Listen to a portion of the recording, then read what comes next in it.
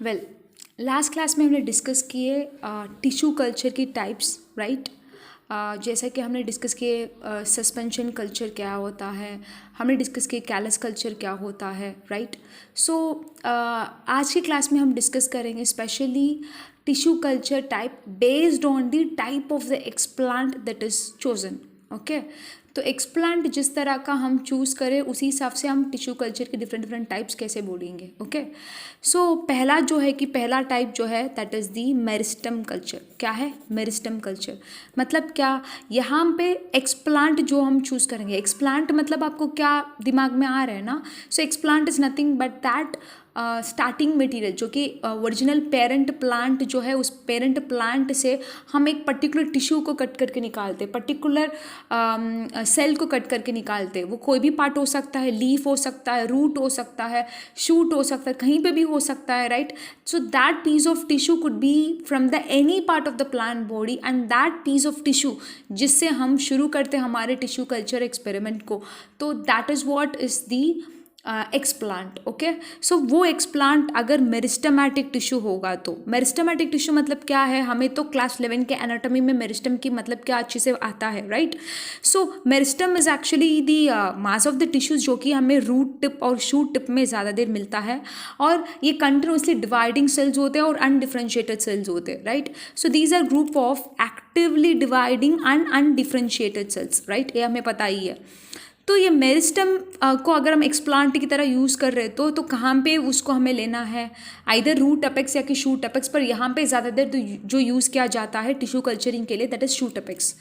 And bud जो है ना, यंग बड कंडीशन जो होता है, वहाँ पे भी क्या होता है, मेरिस्टमेटिक टिश्यूज़ रहते हैं, राइट।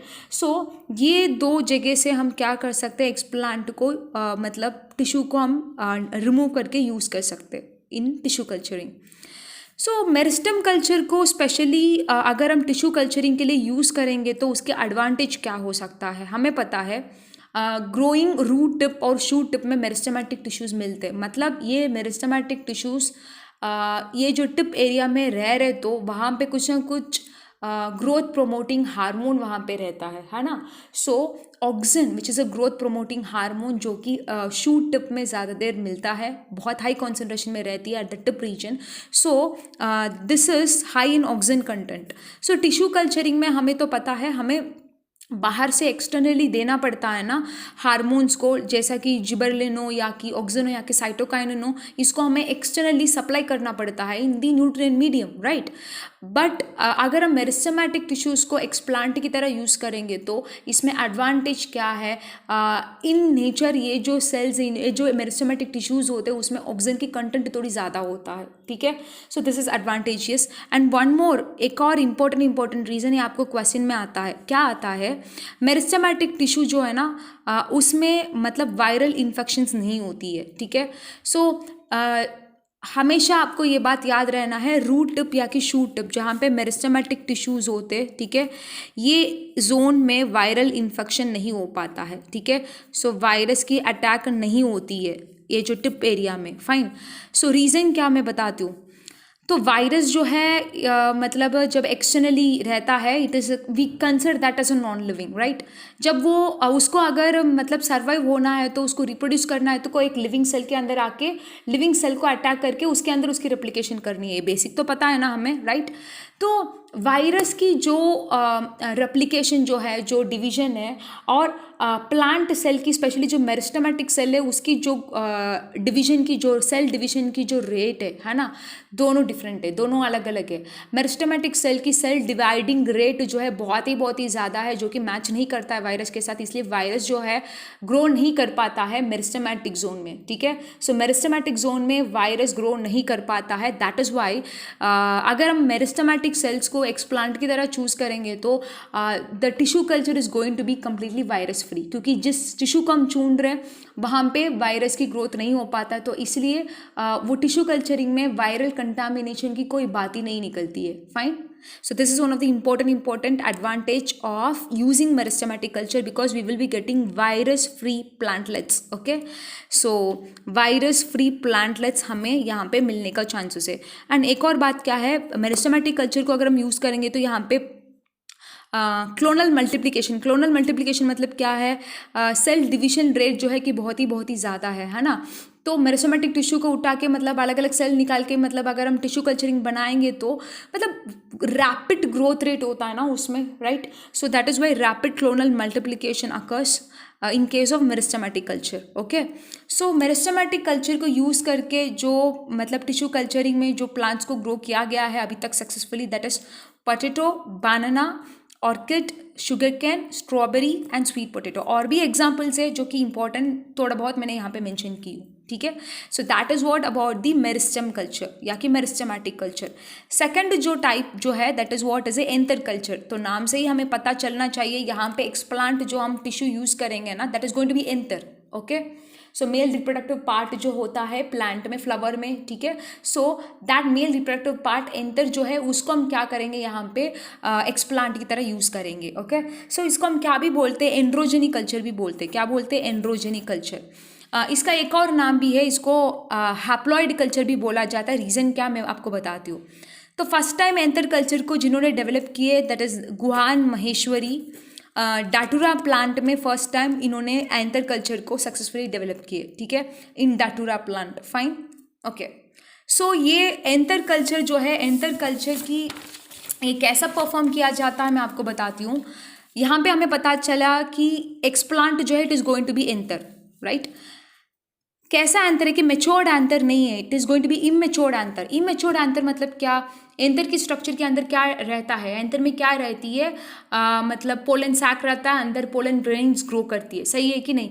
सो इमेच्योर एंथर किसको बोलते हैं, जहाँ पे पोलन ग्रेन की डेवलपमेंट हुई है but it is in the uninucleated condition. हमें पता है ना बाई न्यूक्लिएटेड कंडीशन जब हो जाता है उसको मेच्योर एंथर बोलते हैं, राइट। सो यूनिन्यूक्लिएटेड कंडीशन में जब रहता है, ठीक है, सिंगल न्यूक्लियस जब उसमें रहती है माइक्रोस्पोर में, उसको हम यूनिन्यूक्लिएटेड कंडीशन बोलते हैं, ठीक है। सो उस स्टेज में हम निकालते हैं। सो माइक्रोस्पोर की फॉर्मेशन होता कैसा, माइक्रोस्पोर मदर सेल से होता है, और माइक्रोस्पोर मदर सेल से माइक्रोस्पोर के फॉर्मेशन जब होते हैं तब मियोसिस होता है। ये सारे स्टोरी आपको याद है ना, जो कि हमने लास्ट चैप्टर में काफ़ी डिटेल डिस्कस किए थे। सो मियोसिस के थ्रू अगर कोई पर्टिकुलर सेल की फॉर्मेशन हो रही है, माइक्रोस्पोर की फॉर्मेशन या कि पोलन ग्रेन की फॉर्मेशन हो रही है, तो of course it is going to be haploid, सही है कि नहीं।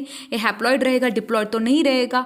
सो यहाँ पे, ठीक है, यहाँ पे जो इमेच्योर एंथर जो कि हैप्लॉइड कंडीशन में है, तो उसको यूज़ करके जब हम टिश्यू कल्चरिंग कराएंगे, यहाँ पे जो प्लांटलेट की फॉर्मेशन होगा वो प्लांटलेट भी हैप्लॉइड प्लांट होगा। Okay, fine. सो यहाँ पे टिश्यू कल्चरिंग मेथड की थ्रू जो जब हम प्लांटलेट फॉर्म कराएंगे that plantlet is going to be haploid. Okay, haploid, fine. So ये जो हैप्लॉइड प्लांटलेट है ना, ठीक है, इसमें क्रोमोसोमल डबलिंग करके हम क्या कर सकते हैं, एक नॉर्मल डिप्लॉइड प्लांट की तरह इसको कन्वर्ट करा सकते हैं। आपको समझ आ रही है मैं क्या बोल रही हूँ। एक हैप्लॉइड प्लांट को मतलब जब हम कॉल्चिचाइन ट्रीटमेंट देंगे, कॉल्चिचाइन इज ए केमिकल जिसके थ्रू क्या होता है, पॉलीप्लॉइड में हमने पढ़े होंगे ना, आर्टिफिशियल पॉलीप्लॉइड में हमने पढ़े होंगे कि जहाँ पे हम कॉल्चिचाइन ट्रीटमेंट करते देते तो वहाँ पे क्या हो जाता है, डबलिंग हो जाता है क्रोमोसोम, राइट। सो कॉल्चिचाइन देंगे तो हैप्लॉइड कंडीशन जो है वो बन जाएगा डिप्लॉइड। ओके, सो हैप्लॉइड प्लांट से अभी नॉर्मल, बिल्कुल सी नॉर्मल डिप्लॉइड प्लांट की फॉर्मेशन हो गई है, ठीक है, fine. So this is what is the anther culture या कि एंड्रोजेनी कल्चर। इसको हैप्लॉइड कल्चर बोलने का कारण ये रहा कि क्योंकि यहाँ पे इनिशियली फर्स्ट जो प्लांटलेट फॉर्म होता है that is the haploid plant, इसलिए इसको हम क्या भी बोलते हैं, हैप्लॉइड कल्चर भी बोलते हैं, फाइन। सो यहाँ पे हमें होमोजाइगस प्योर लाइन मिलता है, मतलब क्या, ये बात मैं आपको पहले ही बताई हूँ, इसे पुराने लेक्चर्स में भी बताई हूँ, है ना। सो हेट्रोजाइगस मतलब क्या होता है, होमोजाइगस मतलब क्या होता है बोल के, जब जेनेटिक कॉम्पोजिशन जो है कि एक ही टाइप का जब होता है ना, लाइक इस तरह का कंडीशन कैपिटल ए या कि स्मॉल ए जब होता है, इसको हम होमोजाइगस बोलते हैं, राइट। सो इस तरह का होमोजाइगस लाइन को हम बना सकते हैं क्योंकि हैप्लॉइड कंडीशन जब रहता है डबल ए नहीं रहता, सिर्फ सिंगल ए रहता है, राइट। अगर डबलिंग करेंगे तो यही डबल टाइम आ जाएगा ना, राइट। सो इसलिए होमोजाइगस प्योर लाइन हम बना सकते by using the anther culture. आपको समझ आ रहा है ना अच्छी तरह से, ठीक है। ओके, एंटर कल्चर के थ्रू जो मतलब प्लांट वैराइटीज फॉर्म की गई है by tissue culturing, specially through anther culturing, that is Jinghua 1 which is a wheat variety and Guan 18 that is rice variety. Okay, so ये दोनों राइस एंड वीट वैरायटी जो है जो कि एंटर कल्चर के थ्रू फॉर्म की गई है। ओके, सो जैसा हम एंटर कल्चर बोल रहे हैं, अभी आपके दिमाग में स्ट्राइक होता होगा जैसा कि ओव्यूल है, अनफर्टिलाइज्ड ओव्यूल जो है, ठीक है, वो भी तो हैप्लॉइड कंडीशन में है, उसको भी रिमूव करके हम इस तरह का ओव्यूल कल्चर करके बना सकते हैं क्या? Of course it is possible. Okay, तब उसको हम क्या बोलेंगे? गाइनोजेनिक कल्चर बोलेंगे। जैसा हम एंड्रोजेनिक कल्चर बोलते हैं ना एंथर को, उसी तरह हम ओव्यूल को, अगर अनफर्टिलाइज्ड ओव्यूल को अगर हम यूज़ करेंगे तो तब इसको हम गाइनोजेनिक कल्चर बोलेंगे। Okay, so that is all about the haploid culturing methodology. Okay, so अभी हम जो डिस्कस करेंगे that is going to be the embryo culture. क्या है? Embryo culture. Okay, so embryo मतलब क्या है? सक्सेसफुल फर्टिलाइजेशन हो चुका है, हो गया, तभी तो क्या बनेगा? जाइगोट बनेगा, जाइगोट से एम्ब्रियो की डेवलपमेंट होगी। सही है कि नहीं? सो वंस आफ्टर फर्टिलाइजेशन, हमें पता है पोस्ट फर्टिलाइजेशन के बाद सीड की फॉर्मेशन होती है ना? उस सीड में क्या होता है, क्या क्या चीज़ें हमें देखने को मिलती है? उसमें मतलब एंडोस्पर्म भी रहता है, एम्ब्रियो भी रहता है, हमें पता है ना, right? Both endosperm and embryo are present. और ये एंडोस्पर्म धीरे धीरे, डेवलपिंग एम्ब्रियो इस एंडोस्पर्म को कंज्यूम कर लेता है, क्योंकि endosperm is just a mass of nutritive tissue, पता है ना? So developing embryo is endosperm के ऊपर डिपेंडेंट है, राइट? सही है कि नहीं? सो कभी कभी क्या हो जाता है कुछ कुछ सीड्स में, ठीक है, एंडोस्पर्म नहीं मिलता है, ठीक है, एंडोस्पर्म जो है कि न्यूट्रिटिव टिश्यू जो है उसकी क्वांटिटी बहुत कम हो, एंडोस्पर्म की डेवलपमेंट अच्छी तरह से नहीं हुई है, एंडोस्पर्म की डेवलपमेंट ही अच्छी तरह से नहीं हुई है, तो उसके ऊपर डिपेंडेंट होकर एम्ब्रियो कैसा अच्छे से डेवलप होगा? वो भी तो पॉसिबल नहीं है, राइट? सो एम्ब्रियो जो है, ठीक है, एम्ब्रियो की डेवलपमेंट एंडोस्पर्म के ऊपर डिपेंडेंट है। जहाँ पे जिस सीड एंडोस्पर्म की कंटेंट उसमें बहुत कम हो या कि एंडोस्पर्म बिल्कुल भी नहीं है, तो वहाँ पे एम्ब्रियो की डेवलपमेंट जो है वो अच्छी तरह से डेवलप नहीं हो पाएगा due to lack of nourishing tissue. Okay, so in that condition हम क्या कर सकते हैं? एम्ब्रियो को उस पर्टिकुलर सीड से, यंग स्टेट में जब वो सीड रहेगा तो तभी हम क्या कर सकते हैं? उसको निकाल सकते हैं। निकाल के क्या कर सकते हैं? वो एम्ब्रियो टिश्यू को यूज़ करके, टिश्यू कल्चरिंग परफॉर्म करके वहाँ से हम नया प्लांटलेट को ग्रो करा सकते हैं। Okay, so this is what is the embryo culture, जहाँ पे एक्सप्लांट रहेगी, that is going to be the young embryo, जो कि डेवलपिंग सीड से हम इसको निकालते, रिमूव करते। ओके, सो इसके एडवांटेजेस क्या क्या हो सकती है? जैसा कि जब हम इंटरस्पेसिफिक हाइब्रिडाइजेशन करते हैं ना, इंटरस्पेसिफिक हाइब्रिडाइजेशन मतलब क्या? जब दो बिल्कुल अलग अलग स्पीशीज़ के बीच में जब हम हाइब्रिडाइजेशन परफॉर्म करते हैं, ठीक है, तो तब जो हाइब्रिड बनता है ना, ठीक है, इंटरस्पेसिफिक हाइब्रिडाइजेशन थोड़ा ज़्यादा ही मुश्किल हो जाती है ना, क्योंकि दो कंप्लीट अलग अलग स्पीशीज़ को हमें एक साथ मिलाना पड़ता है, राइट? तो इस समय पे जब जो हाइब्रिड सीड बनता है, ये हाइब्रिड सीड में एंडोस्पर्म जो है उतनी वेल डेवलप नहीं होता है, ठीक है। सो जहाँ पे भी इंटरस्पेसिफिक हाइब्रिडाइजेशन की जाती है, उस वक्त में जो हाइब्रिड सीड्स बनते हैं, उस सीड्स में एंडोस्पर्म की डेवलपमेंट अच्छी तरह से नहीं होता है। तो एंडोस्पर्म की डेवलपमेंट नहीं है तो वहाँ पे एम्ब्रियो की डेवलपमेंट भी अफेक्ट हो रहा है ना, सही है कि नहीं? तो इस तरह का कंडीशन में एम्ब्रियो को सेपरेट करेंगे और इसको एक्सप्लांट की तरह यूज़ करेंगे और यहाँ से नया प्लांटलेट को डेवलप कराएंगे। Fine, so that is all about the application of embryo culture in terms of hybridization. Hybridization में इसको हम अप्लाई कर सकते हैं एम्ब्रियो कल्चरिंग को। एंड एक और जो है एग्जाम्पल मैं आपको देती हूँ, एडवांटेज जो है मैं आपको बताती हूँ, that is in the orchid culture. Orchid seed पता है ना, ऑर्किड इज अ डाइकॉट, हमें पता है। ऑर्किड में क्या होता है कि एंडोस्पर्म की डेवलपमेंट जो है नहीं रहता है ना।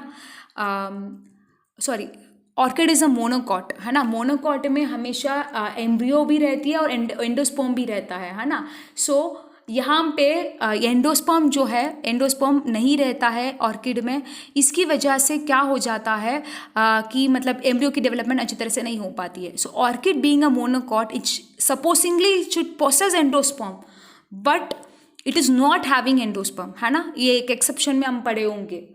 सो यहाँ पे एम्ब्रियो की फॉर्मेशन भी उसके ऊपर डिपेंडेंट, जो नरिशमेंट टिश्यू के ऊपर डिपेंडेंट होता है, वो एम्ब्रियो यहाँ पे अच्छी तरह से डेवलप नहीं हो पाएगी। इसलिए हम क्या करेंगे, ऑर्किड सीड से एम्ब्रियो को निकाल देंगे, निकाल के हम क्या करेंगे, इसको एक्सप्लांट की तरह यूज़ करेंगे और नया प्लांटलेट को डेवलप कराएंगे। Fine, so this is also one advantage in terms of orchid seeds. Okay, so next is the embryo culture को कहाँ पे हम यूज़ कर सकते हैं, in terms of some very rare variety of plants. ठीक है, रेयर टाइप्स ऑफ प्लांट्स मतलब क्या है, जैसा कि मैकापुनो कोकोनट, एक टाइप ऑफ कोकोनट जो कि बहुत रेयर है। ठीक है, तो इस तरह का रेयर प्लांट जो कि बहुत कम मिलता है, अगर इनकी नंबर को हमें बढ़ानी है तो हम क्या कर सकते हैं, इसकी एम्ब्रियो को निकाल के और टिश्यू कल्चरिंग कराएंगे तो बहुत कम समय पे बहुत ज़्यादा नंबर ऑफ प्लांटलेट्स हमें मिल जाएगा, राइट।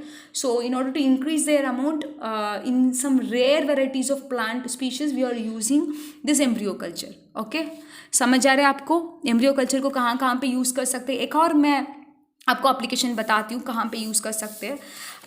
कुछ कुछ सीड्स होते हैं जहाँ पे सीड डॉर्मेंट हो जाता है। मतलब क्या है डॉर्मेंसी, मतलब क्या है, जहाँ पे मतलब सीड जो है जर्मिनेट नहीं कर पाती है, इसको हम सीड डॉर्मेंसी बोलते हैं, है ना।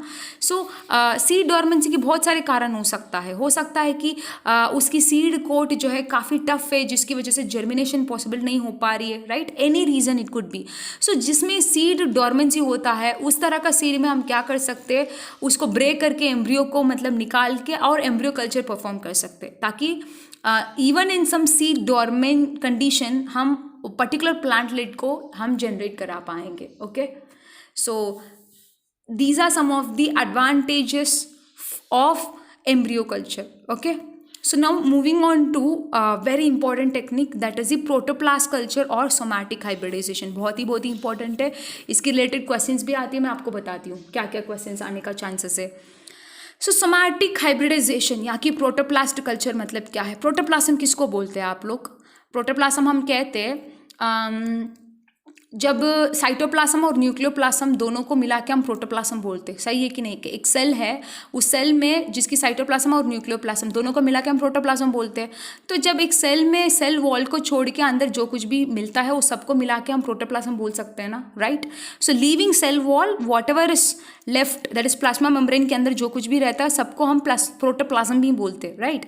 सो प्रोटोप्लास्ट कल्चर इज समथिंग जहाँ पे हम प्रोटोप्लाज्म को यूज़ करके हम टिश्यू कल्चरिंग परफॉर्म कराने वाले। ठीक है, सो हम समझ लेंगे यहाँ पे सोमैटिक हाइब्रिडाइजेशन है क्या। ठीक है, सोमैटिक हाइब्रिडाइजेशन मतलब क्या है, सोमैटिक हाइब्रिडाइजेशन और प्रोटोप्लास्ट कल्चर दोनों की कॉरिलेशन क्या है, कि सोमैटिक मतलब क्या है, बॉडी सेल, राइट, है ना। कोई भी एक बॉडी सेल जो है, ठीक है, प्लांट बॉडी की जो एक सेल है, पर्टिकुलर सेल है, ठीक है, दो अलग अलग प्लांट स्पीशीज है, ये दो अलग अलग प्लांट स्पीशीज, इनमें हाइब्रिडाइजेशन पॉसिबल नहीं हो रही है। हो सकता है ये दोनों प्लांट्स सेक्सुअल रिप्रोडक्शन परफॉर्म नहीं कर पा रहे। There are so many plants जहाँ पे सेक्सुअल रिप्रोडक्शन नहीं होती, आपको पता है ना, उसमें से वेजिटेटिव प्रोपगेशन चलता है। अगर हम चाह रहे इस तरह का प्लांट जहाँ पे सेक्सुअल रिप्रोडक्शन नहीं हो पा रही है, जहाँ पे हाइब्रिडाइजेशन एक्सपेरिमेंट को हम परफॉर्म नहीं कर सकते, उस तरह का कंडीशन में भी हमें हाइब्रिड चाहिए। ठीक है, तो तब हम करेंगे क्या, ठीक है, क्या करेंगे, जैसा कि मैंने आपको इससे पहले के पुराने लेक्चर्स में पोमैटो के बारे में बताई हूँ, है ना। Potato plus tomato is equal to pomato, याद है आपको। सो इस तरह का जो कंडीशन है जहाँ पे हाइब्रिड हम यूज़ करते हैं। ओके, तो यहाँ पे एक्सप्लांट जो हमें यूज़ करना होता है ना, we intentionally select some thin cells as a explant. Okay, तो थिन सेल्स मतलब क्या है, थिक सेल वॉल जो सेल्स में होते हैं उसको हम नहीं सिलेक्ट करेंगे, हम थिन सेल्स को सिलेक्ट करेंगे, क्योंकि यहाँ पे जो कल्चरिंग हम कराएंगे ना, जो हाइब्रिड हम बनाएंगे, जो दो सेल्स को मिला के जो हाइब्रिड सेल बनाएंगे, उस सेल में सेल वॉल नहीं रहेगा। ठीक है, so that is why it is called as a protoplast culture also. So इसलिए थिन सेल्स को हम एक्सप्लांट की तरह सिलेक्ट करेंगे। हो सकता है कि it could be a mesophyll cell of a leaf, और स्टेम की कॉर्टेक्स रीजन में जो पैरेन्काइमेटस टिश्यूज होते हैं, सेल्स होते हैं, उसको भी हम सिलेक्ट कर सकते हैं। ठीक है, so these are some of the sources of explant, okay, जहाँ पे थिन सेल्स होते हैं। फाइन, सो ये सोमैटिक हाइब्रिडाइजेशन कैसे परफॉर्म की जाती है मैं वो आपको बताती हूँ। सो पहला स्टेप यहाँ पे जो करना होता है that is removal of cell wall. यहाँ पे डायग्राम जो है आप अच्छी तरह से देख लेना। डायग्राम पे अच्छे से ध्यान दो। यहाँ पे ग्रीन कलर सेल वॉल है, this is a plant cell, ठीक है। इसमें ग्रीन कलर सेल वॉल है और अंदर येलो कलर की प्लाज्मा मेम्ब्रेन है, okay. So it is just a basic common plant cell है, ठीक है, और कुछ नहीं है। तो स्टेप नंबर 1 हमें क्या करनी है सोमैटिक हाइब्रिडाइजेशन बनाने के लिए, पहले इसकी सेल वॉल को हमें मतलब निकालना है, ठीक है, क्योंकि हमें सेल वॉल रहेगा तो दो अलग अलग सेल, अलग अलग प्लांट स्पीशीज़ की अलग अलग सेल्स एक साथ फ्यूज़ नहीं कर पाएगा, ठीक है। सो पहला हमारा ड्यूटी क्या है, इसकी सेल वॉल को हमें रिमूव करनी है, ठीक है। सो फर्स्ट यहाँ पे हम क्या दे रहे, कुछ एंजाइम्स को दे रहे, ठीक है। Cell wall of the plant cell is made up of cellulose, right. So we are using some cellulase enzyme and as well as pectinase enzyme. ये जो एंजाइम्स है सेलुलेज एंड पैक्टिनेज, ये सेल वॉल को digest कर देगा। तो cell wall नहीं रहेगा तो बचा क्या है, सिर्फ plasma membrane, that is a protoplasm.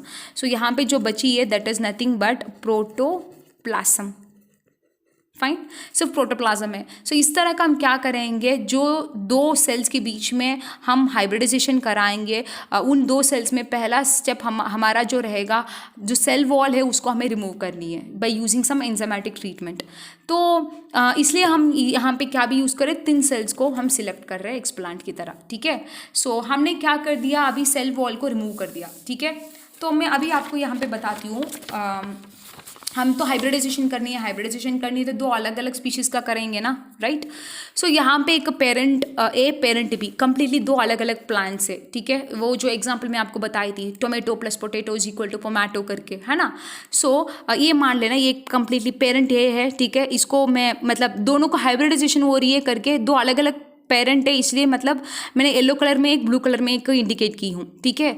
तो आप किसी भी तरह का रिप्रेजेंटेशन दिखा सकते हो। यहाँ पे येलो कलर में जो है दैट इज पेरेंट है, ब्लू कलर में जो है पेरेंट बी। सो ये पेरेंट ए की प्रोटोप्लाज्म, अंदर इसकी न्यूक्लियस है, और पेरेंट बी का भी मतलब plasma membrane that is protoplasm and उसके अंदर इसकी न्यूक्लियस है।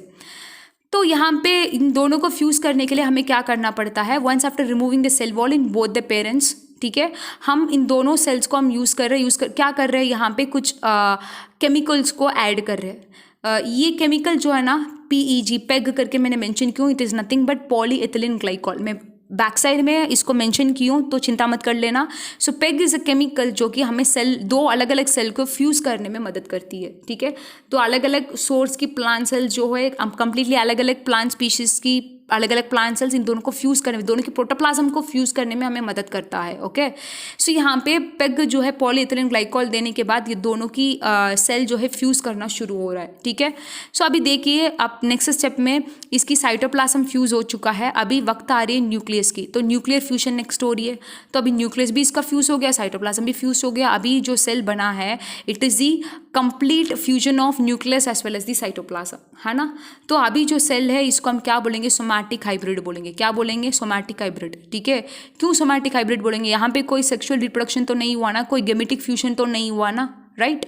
यहाँ पे क्या हो रहा है, दो बॉडी सेल्स जो है, जो प्लांट बॉडी की जो अलग अलग मतलब प्लांट से अलग अलग सेल्स जो है उनकी प्रोटोप्लाज्म की फ्यूजन हो रही है, right, by using some chemicals, okay. So that is why this hybrid cell is called the somatic hybrid cell, okay. So इसके बाद जब इसको प्रॉपर न्यूट्रिएंट मीडियम देंगे इस पर्टिकुलर सोमैटिक हाइब्रिड सेल को, इसमें नया सेल वॉल की फॉर्मेशन भी हो जाएगी, ठीक है। सो सेल वॉल फॉर्मेशन हो जाएगा और फर्दर डिवीजन होके यहाँ पे कैलस की फॉर्मेशन भी होगी और वहाँ से नया प्लांटलेट का भी फॉर्मेशन हो जाएगा। So that is what is about the somatic hybridization, okay. तो आपको ये पूरा प्रोसीजर समझ आई थी ना, सोमैटिक हाइब्रिडाइजेशन कैसे की जाती है, कंप्लीटली दो अलग अलग स्पीशीज़ के बीच में कैसा मतलब कि फ्यूजन की जाती है, डायरेक्टली दो अलग अलग सेल को फ्यूज़ कर दिया और हाइब्रिड बन गया। अब सोचो एनिमल्स में ये पॉसिबल होने से कैसा लगेगा, मतलब डॉग की एक सेल और कैट की एक सेल, दोनों को हमने फ्यूज़ कर दिए, मतलब डॉग और कैट मिला के कुछ ऑर्गेनिज्म बन गया हो, right, which is actually not possible in case of animal system, but just I'm telling. So उसी तरह कुछ एग्जाम्पल जो है, उसी तरह कुछ इमेजिनेशन आपको प्लांट में होनी चाहिए। सो प्लांट में सक्सेसफुली पॉसिबल हुआ है, ओके। उसके एग्जाम्पल्स भी हम अभी डिस्कस करेंगे, फाइन।